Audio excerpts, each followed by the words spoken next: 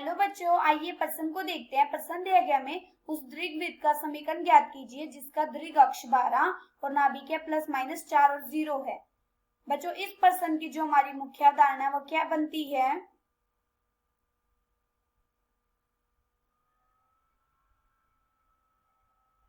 द्विघवृत्त का समीकरण क्या होता है बच्चों? हमारा x की घात 2 बटे में a की घात 2 प्लस में y की घात 2 बटे में b की घात 2 बराबर होती है 1 के।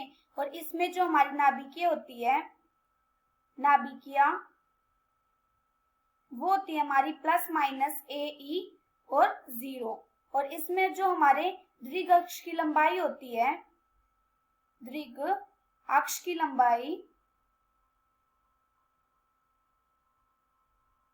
वो होती है हमारी 2a और b की घात 2 बराबर होता है a की घात 2 गुणा में 1 माइनस में e की घात 2 के।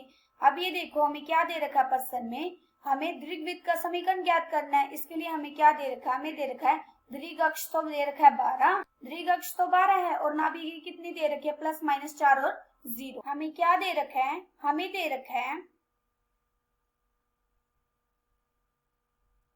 द्विघवृत्त किस पे? हमारा एक्स एक्सिस पे, एक्स अक्ष पे।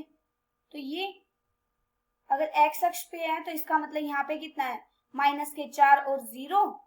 और ये कितना आएगा हमारा? 4 और 0।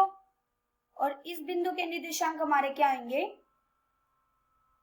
इस बिंदु के निर्देशांक होंगे हमारे a और 0, माइनस a और 0। और इसके क्या होंगे? इसके होंगे हमारे a और 0।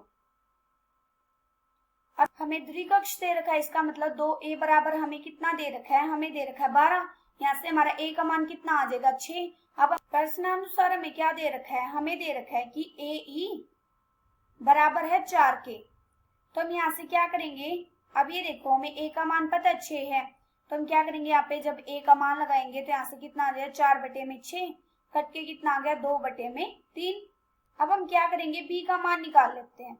b का मान निकालेंगे तो यहाँ से कितना आ जाएगा? हमारा था b की घात 2 बराबर a की घात 2 गुणा में 1 माइनस में e की घात 2। अब ये देखो हमें a का मान भी पता है और e का मान भी पता है। जब हम यहाँ पे लगाएंगे तो यहाँ से कितना आ जाएगा? a का मान हमारा कितना है? a का मान है हमारा 6, मतलब 6 की घात 2 गुणा में 1 माइनस में e का मान कितना है हमारा? 2 बटा में 3, मतलब 2 बटा में 3 और इस पूरे की घात 2। यहाँ से कितना आगे क्या गया? 36 गुणा में 1 माइनस में 4 बटे में 9।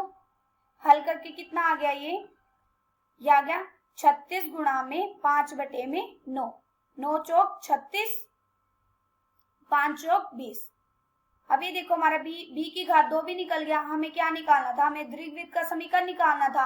हमारा द्विघवृत्त का समीकरण क्या होता है? x की घात 2 बटे में a की घात 2 प्लस में y की घात 2 बटे में b की घात 2 बराबर 1 के होता है। हमें a का मान भी पता है और b का मान भी पता है, हम इसमें लगा देंगे तो हमें द्विघवृत्त का समीकरण ज्ञात हो जाएगा और हमें वही तो निकालना है। तो यहाँ से कितना आ जाएगा?